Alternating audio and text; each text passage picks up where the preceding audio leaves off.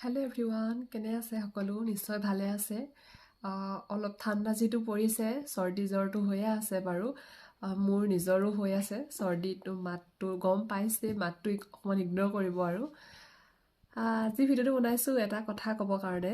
কথাটো হৈছে কি, আপোনালোকৰ কেতিয়াবা খং উঠেনে? মানে খংটো আমাৰ চবৰে উঠে ন, কিবা নহয় কিবা কথাততো খং উঠে। আপোনালোকে খং উঠিলে কি কৰে বাৰু? মোৰ যেতিয়া খং উঠে, মানে ধৰক মোৰ ক'ৰবাত খুব যাব মন গৈছে, কিন্তু মই যাব পৰা নাই। মানে মোৰ ধৰক বহুত কিবা কিবি মানে ইছ্যু আহি গৈছে, বা ফাইনেন্সিয়েল প্ৰব্লেম হওক বা কিবা মিলা নাই, তো তেনেকুৱা প্ৰব্লেম আহি গৈছে যেনিবা। নাইবা মোৰ কিবা এটা প্ৰয়োজন হৈছে, কিন্তু মই সেইটো বস্তু ল'ব পৰা নাই, তেনেকুৱা আহি যায়। তো তেতিয়া মই কি কৰোঁ জানেনে? সেই গোটেই খংবোৰ যে গোট খায়, সেই খংবোৰ মই পঢ়াত একদম মানে উলিয়াই দিওঁ। গোটেই খংখিনি গোটাই মই পঢ়াত উলিয়াই দিওঁ।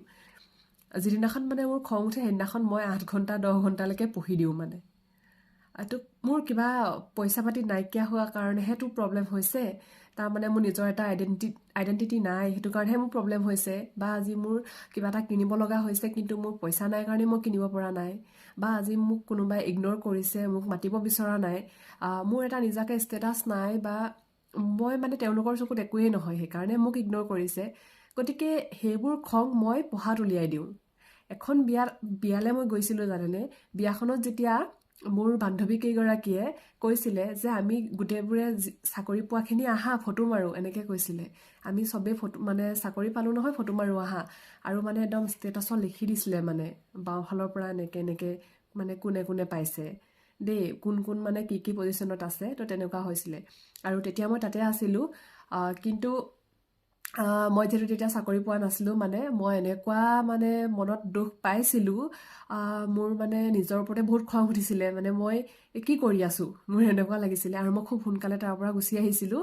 আৰু বিশ্বাস কৰে যদি, সেইদিনা মই মানে এনেকুৱা পঢ়িছোঁ, মানে মোৰ চাগে আনকালে শেষ নোহোৱা টপিকো সেইদিনা পঢ়ি মোৰ শেষ হৈ গৈছে। মানে মই খংবোৰ তেনেকৈ উলিয়াওঁ। আৰু আচলতে মই বহুত এনেকুৱা মানে জিদ ৰাখোঁ মনত, সেইটো কিন্তু এটা পজিটিভ ৱেত মোৰ কাম দিয়ে।